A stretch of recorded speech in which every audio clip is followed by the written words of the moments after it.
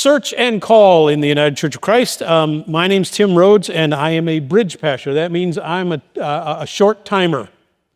And we are excited by the process. We last week commissioned the search committee, and they have started their work and are gearing up for training and for all of the great opportunity that will come with that. That is the search and call process of the United Church of Christ. And there are folks from the congregation who will lead that process and will seek your input and have sought your input.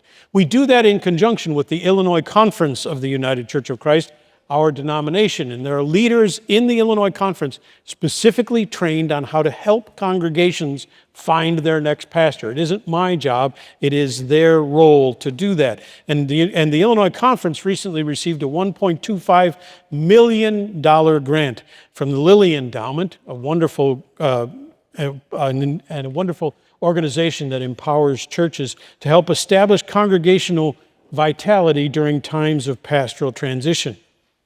There is, in the call process, a chance to add vitality, helping congregations clearly express their mission, your mission, and how you want leadership to move the congregation into the future.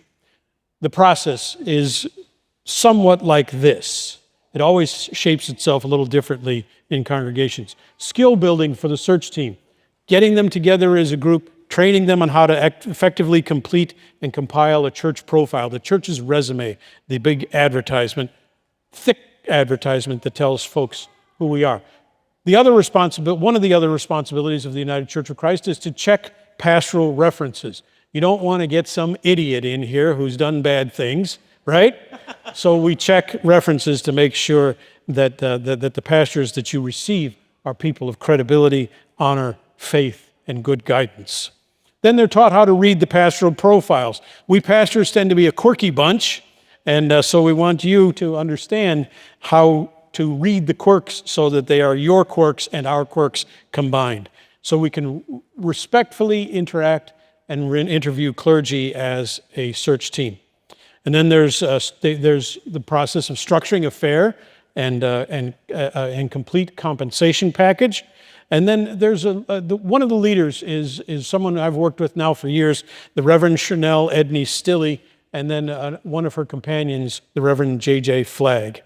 And in the 21st century, searching for a pastor is different. I used to go to places, and people would hear me preach, or suddenly the back row would be filled with these people who nobody knew who they were, and it got a little weird. So we're in the 21st century. YouTube offers videos of pastors. Zoom and other communications tools help us engage with pastors in the search process. A good process to connect the church and the candidate and God. And I add that last part specifically. Ultimately, it is the Spirit that we are depending on. It is the Spirit that is in charge of the process. Our process, God's time. Let me repeat that. Our process, God's time. I know some of you are anxious to get rid of me, to move me along, to get on to the next thing. Let's go.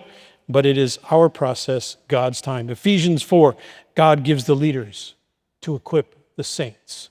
That's the process of searching for a new pastor in your congregation. May God bless it and help it. Amen.